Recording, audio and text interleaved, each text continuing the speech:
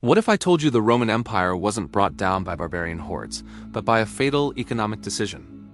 Long before the final invasion, Rome was rotting from the inside out. The story of its fall isn't just about swords and sandals.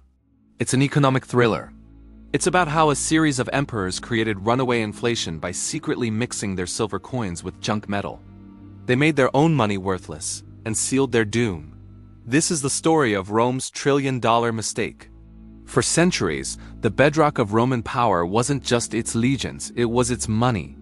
The denarius, introduced around 211 BCE, became the ancient world's reserve currency.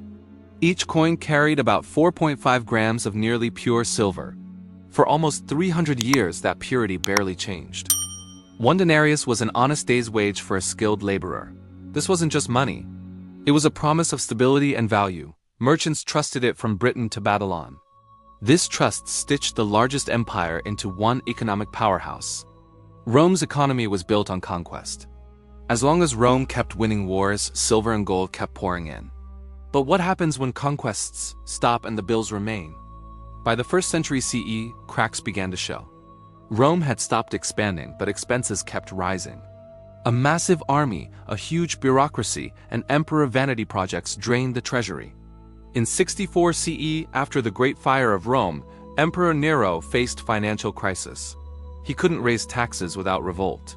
There were no new lands to plunder. So he made a secret decision: debase the currency. Nero reduced the silver content of the denarius. He mixed pure silver with cheaper metals like copper. Purity dropped from over 95% to about 90%. The change was subtle but dangerous. He could melt 100 old coins and mint 110 or more new ones. He created money out of thin air. It was a short-term fix with long-term destruction. Once Nero broke the seal, every emperor followed his path. Wars, plagues, military raises, all solved with more debasement. Marcus Aurelius dropped silver purity to 75%.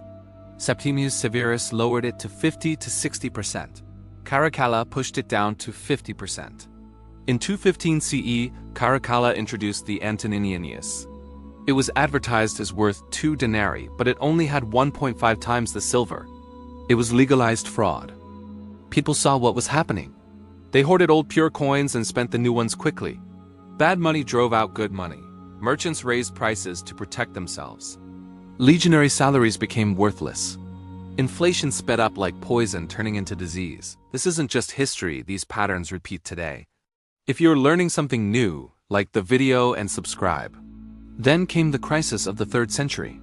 Between 235 and 284 CE, chaos ruled Rome. At least 26 men claimed the throne. Most ruled only months before being assassinated. Each new general needed loyalty, so they paid soldiers with more debased money. Debasement accelerated at terrifying speed.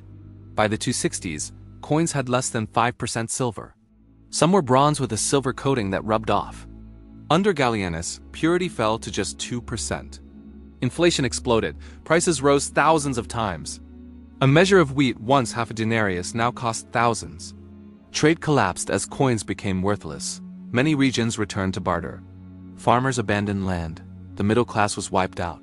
In 301 CE, Diocletian tried to stop the crisis. He issued the edict on maximum prices. He set fixed prices for goods and services. Anyone charging more was to be executed.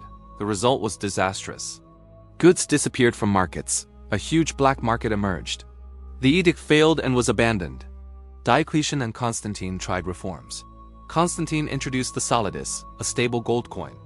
It lasted for centuries. But for the Western Empire, it was too late. Rome had destroyed its own economic heart. For 200 years, emperors had betrayed their people's trust. The economy collapsed. A bankrupt empire couldn't defend its borders. It couldn't pay soldiers decent money. Mutinies increased. Rome relied on foreign mercenaries with no loyalty. When the invasions came, the empire was already dying. Rome's fall is a warning to the modern world. Rome's emperors believed money's value came from decree, not from trust. They broke that trust, and the empire crumbled.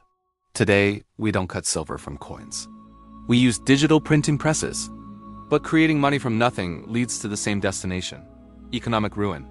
History warns us that Rome's mistake wasn't just financial, it was a moral collapse. The patterns of history are all around us. If you want more stories about money shaping the world, subscribe and hit the bell. Thanks for watching.